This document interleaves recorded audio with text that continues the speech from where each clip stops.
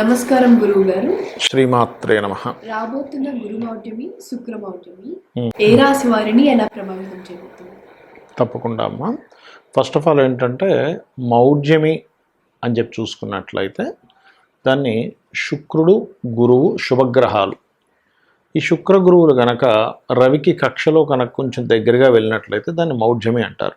Okay, ఆ మౌఢ్యమి అప్పుడప్పుడు ఏర్పడుతూ ఉంటుంది. ఆ సమయాల్లో ఈ శుక్రుడు, గురువు రెండు కూడా శుభగ్రహాలైనందుకు ఈ శుభగ్రహాల యొక్క దృష్టి కనుక భూమి మీద సరిగ్గా లేనప్పుడు శుభకార్యాలు ఏవి కూడా ప్రారంభించరు. ఈ శుభకార్యాలతో పాటు మీరు అన్నట్టుగా ఒక్కొక్క రాశి నుంచి తీసుకుంటే లేదా ఒక్కొక్క లగ్నం నుంచి తీసుకుంటే ఒక్కొక్క లగ్నానికి ఒక్కొక్క రాశికి ఒక్కొక్క సంబంధించిన విషయంలో స్ట్రక్ అవ్వడము, ఆగడాలు జరుగుతుంటాయి దాని యొక్క భావాన్ని బట్టి. కాబట్టి ఒక్కొక్క దానికి ఒక్కొక్క పరిహారం ఉంటుంది. దానికి సంబంధించినటువంటిది ఒక్కొక్క కొన్ని విషయాలు జాగ్రత్త తీసుకోవాల్సిన అంశం ఉంటుంది. ఇప్పుడు కర్కాటక రాశి వారికి ఎలా ఉండబోతుంది? కర్కాటకం వారికి చూసుకుంటే అమ్మ, శుక్రుడేమో చతుర్థ లాభాధిపతి, గురువేమో 6 మరియు 9వ అధిపతి అవుతున్నాడు. ఇప్పుడు చతుర్థ లాభాధిపతి అంటే చతుర్థ స్థానంలో వాహనాలు ఉంటాయి. అంటే వాహనం కొనుగోలు చేసేటప్పుడు ఒక్కొక్కసారి చూడండి, మనం ఏం చేస్తామంటే ఉన్న మనీని తీసుకెళ్ళి ఒక వాహనం కొంటాం. కొన్న తర్వాత అర్థమవుతుంది, అయ్యో అది మరి మైలేజ్ రావట్లేదు, 4-5 కిలోమీటర్లే వస్తుంది, ఎందుకు కొన్నానరా బాబు అంటే ఫస్ట్ ఇవేవి క్యాలిక్యులేట్ చేసుకోరు. మా పెద్ద వెహికల్ కొనేసుకుంటారు కొంతమంది, మైలేజ్ తక్కువ ఇస్తుంది, మెయింటెనెన్స్ ఎక్కువ ఉంటుంది, అయ్యో ఎందుకు కొన్నాను బాధపడుతుంటారు. అంటే ఏమిటి, ఏదో ఒక లగ్జరీ తీసుకోవాలి, దాంతో ఎంజాయ్ చేయాలని అనుకోని, ఎందుకంటే లాభస్థానంలో జరుగుతుంది కదా ఈ మౌఢ్యం అనేటువంటిది. లాభస్థానాల్లో దశమ స్థానాల్లో జరుగుతున్నందుకు ఏదో లగ్జరీగా చూపించుకోవాలనుకొని దాంట్లో ఇరుక్కుపోయి అబ్బాయి ఎందుకు ఇది అమ్మాలంటే అమ్మలేకపోతుంటారు. అదేమో ఒక 30 లక్షలకు 40 లక్షలకు లేకపోతే ఒక 1 కోటి రూపాయలకు కొన్న వెహికల్ అమ్మాలంటే ఒకటేసారి 20-30 లక్షలు తగ్గించి అడుగుతుంటారు. మనసేమో ఒప్పదు. వన్స్ మనం ఒక వెహికల్ కొన్నామంటే అది అమ్మాలంటే ఇమ్మీడియట్లీ ఒక 30% తగ్గిపోతుంది. అది ఎంత కొత్తది అమ్మినా కూడా అక్కడ మనసొప్పక దాన్ని మెయింటైన్ చేయలేక దాని ఈఎంఐ కట్టలేక ఇబ్బంది పడతారు. కాబట్టి కర్కాటకం వారు సహజ చతుర్థం. కర్కాటకం అంటే సహజంగానే వీళ్ళలో ఉండే క్వాలిటీ ఏమిటి అంటే వీళ్ళు అలర్ట్నెస్ ఎక్కువగా ఉంటుంది, వీళ్ళు ఎమోషన్గా ఉంటారు, అలర్ట్నెస్ ఎక్కువ ఉంటుంది. ఈ ఎమోషన్స్ ఏం జరుగుతాయంటే ఇలా మౌఢ్యం జరిగినప్పుడు ఏదో ఒక ఎమోషన్లోకి వెళ్ళిపోయి గబుక్కని సరే తీసేసుకుందాం తీసేసుకొని దాని తర్వాత బాధపడుతూ ఉంటారు. కాబట్టి ఈ విషయాలు జాగ్రత్తగా ఉండాలి. ఒకటి, గృహ నిర్మాణ సంబంధించినటువంటి విషయంలో జాగ్రత్తగా ఉండాలి. ఈ రెండు మెయిన్గా జాగ్రత్త తీసుకోవాలి. మరి గురుమౌఢ్యం వల్ల ఏమిటి అని చెప్పి చూసుకున్నట్లయితే ఉపనయన సంబంధించినటువంటి కార్యక్రమాలు చేయించుకునేటప్పుడు ఇంట్లో ఏదైనా ధార్మికమైనటువంటి కొన్ని ఉంటాయమ్మ, పూజలు, పునస్కారాలు, లేకపోతే హోమాలు, యజ్ఞాలు, ఇటువంటివి ఏవైనా దోషము చేయడం వల్ల తద్వారా వచ్చేటువంటి ఫలితం వస్తుంది. శాస్త్రంలో మనము ఇంట్లో పూజ చేసుకుంటుంటాం చూసారు, చాలామంది పూజ చేసేటప్పుడు ఇంట్లో వాళ్ళ మీద కేకలేస్తూ ఉంటారు, అయ్యి నువ్వు అలా ఉండి ఇలా ఉండి ఇక్కడ ఏం చేస్తాను. శాస్త్రం ఏం చెప్తుందంటే చిన్న పూజ ఇంట్లో నిత్యం చేసుకునే పూజ దగ్గర కనుక ఎవరైనా సరే ఆ రకంగా కేకలు వేసినట్లయితే దేవత అక్కడి నుంచి వెళ్ళిపోతుంది. దానివల్ల శాస్త్రం ఏం చెప్పారంటే గుండు కొట్టించుకొని 3 రోజులు బాధపడాలట, చింతించాలట, అయ్యో నేను ఇంత తప్పు చేశానా అని. దాని తర్వాత మళ్ళా మీద ప్రారంభించాలని చెప్తుంది. కాబట్టి అంత అంటే ఇంట్లో నిత్యం చేసుకునే పూజ విషయంలో ఇలా అన్నప్పుడు మరి మౌఢ్యం ఉన్నప్పుడు ఏదైనా పెద్ద పెద్ద కార్యక్రమాలు చేసినప్పుడు మరింత జాగ్రత్తగా ఉండాలనేటువంటి చెప్తుంది. కాబట్టి ఈ యొక్క విషయము, పెద్ద మొత్తంలో మనీ ఎవరికైనా ట్రాన్స్ఫర్ చేస్తున్నారు, ఉదాహరణకి ఒక్కొక్కసారి మనకు తెలియకుండా ఏమవుతుంది, మన కార్డు కానీ లేకపోతే ఏమైనా మనకి హ్యాకింగ్స్ జరుగుతూ ఉంటాయి. ఏమాత్రం ఇది హ్యాకింగ్ జరిగే ఛాన్స్ ఉంది అనుకునేటప్పుడు కాస్త జాగ్రత్త వహించాలి. ఈ జాగ్రత్తలు తీసుకుంటే వీళ్ళు చేయవలసినటువంటి దేవతా ఆరాధన ఏమిటి, ఏం చేయాలి అని చెప్పి చూసుకున్నట్లయితే ఏదైనా గోధుమలతో చేసినటువంటి పదార్థాన్ని సూర్యభగవానుడికి నైవేద్యంగా పెట్టి దాన్ని ఆలయంలో కానీ లేకపోతే పేదవారికి కానీ పంచిపెట్టినట్లయితే ఈ యొక్క దోషం ఖచ్చితంగా వీరి మీద ప్రభావం చూపించకుండా ఉంటుంది. సరే, ఇప్పుడు ఈ గురు శుక్ర మౌఢ్యాల వల్ల కొంతమంది ఏమంటారంటే కొన్ని పనులు చేయొచ్చు అంటారు, కొంతమంది కొన్ని పనులు చేయకూడదు అంటారు. అవునమ్మా, వాటి గురించి అంటే ఎవరేం చెప్పినా శాస్త్ర ప్రమాణం అమ్మ. ఏమిటా శాస్త్రము ఏం చెప్పింది మనకి, నిర్ణయ సింధు, ధర్మసింధు గ్రంథాల్లో ఏముంది అని చెప్పి చూసుకున్నట్లయితే ముఖ్యంగా శుక్రుడు వివాహానికి, గృహాలకి కారకుడు. కాబట్టి లగ్నపత్రిక రాసుకోవడం చేయకూడదు. చాలామంది ఏమనుకుంటారు, వివాహం చేసుకోవట్లేదు కదండి, కేవలం లగ్నపత్రిక రాసుకుంటున్నాం కదా దీనివల్ల దోషం లేదనుకుంటారు. కాదు, లగ్నపత్రిక అంటే కూడా వివాహంలో ముఖ్యమైనటువంటి పాత్ర పోషిస్తుంది. కాబట్టి లగ్నపత్రిక అస్సలు రాసుకోకూడదు. రెండవది, వివాహం అయితే ఎట్టి పరిస్థితుల్లో చేసుకోకూడదు, గుర్తుపెట్టుకోండి.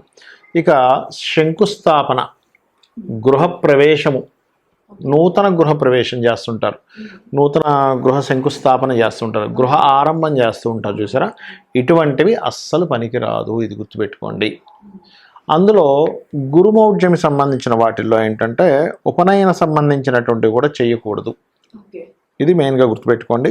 మరి చేయదగ్గ పనులు ఏమిటి అని చెప్పి చూసుకున్నట్లయితే, ఇప్పుడు అన్నప్రాసన ఉంది, అన్నప్రాసన చక్కగా చేసుకోవచ్చు, దానికి ఏం సంబంధం లేదు.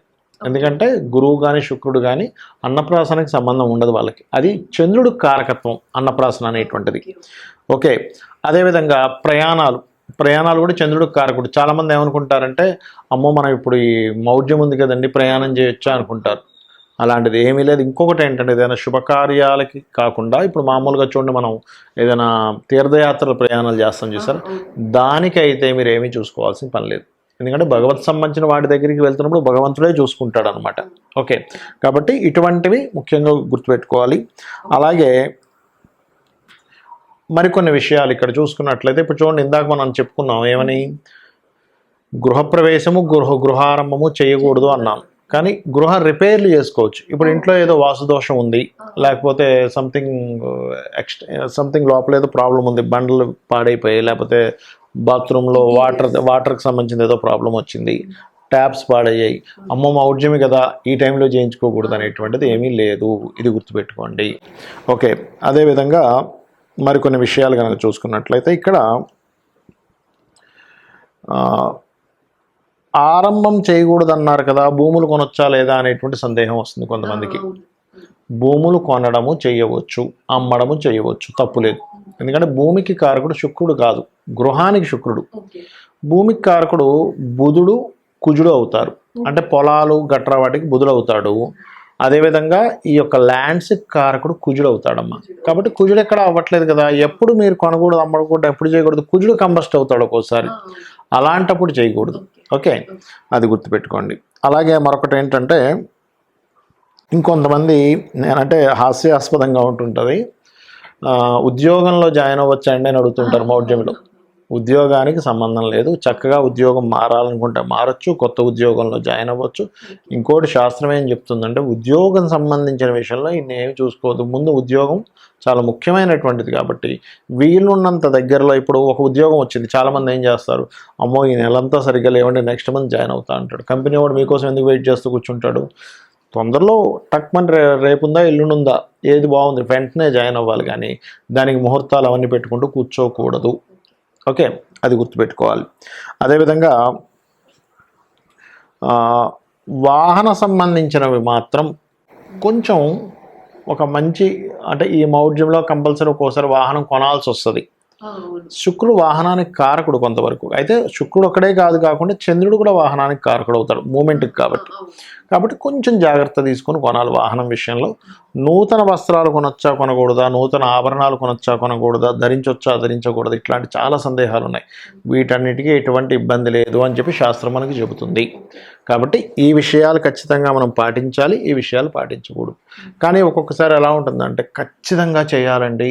ఇప్పుడు కొంతమందికి ఎలా ఉంటుందంటే, తండ్రి గతిస్తాడు, అప్పుడు ఈ మధ్యలో చేసేస్తే అయిపోద్ది, లేకపోతే సంవత్సరం దాటిపోతుంది అని ఉంటుంది, సంవత్సరం లోపల చేయాలి ఆడపిల్లకి అంటూ ఉంటారు. మరి అలాంటప్పుడు ఎలాగా, ఇంతకాలం మేము ముహూర్తాలు సంబంధాలు వెతుకుతుంటే అవ్వలేదు, కానీ ఇప్పుడేమో మౌఢ్యంలో వచ్చేసి అప్పుడు ఎలాగా అన్నప్పుడు, ఇంట్లో పర్టికులర్గా సూర్యనారాయణమూర్తికి సంబంధించింది ఏదైనా సరే జపము చేయించుకొని, అంటే ఇంక తప్పదు అనుకున్నప్పుడు చేయించుకొని, శుక్రబలము గురుబలము పెరగడానికి దక్షిణామూర్తి యొక్క ఆరాధన, అమ్మవారి యొక్క ఆరాధన చేసుకొని, ఏది ఇంకా కంపల్సరీ అయినప్పుడు నేను చెప్తున్నాను, అలాంటి ప్రక్రియ చేసుకొని అన్నదానము గోసేవ చేసి, గోవులు ఉంటాయి దేశీవాలి గోవు, వాటికి ఏదైనా తినిపించి, అప్పుడు ఈ యొక్క దీంట్లో తప్పనిసరి ఉన్నప్పుడే తప్ప అదర్వైజ్ ఆపుకోవడమే మంచిది.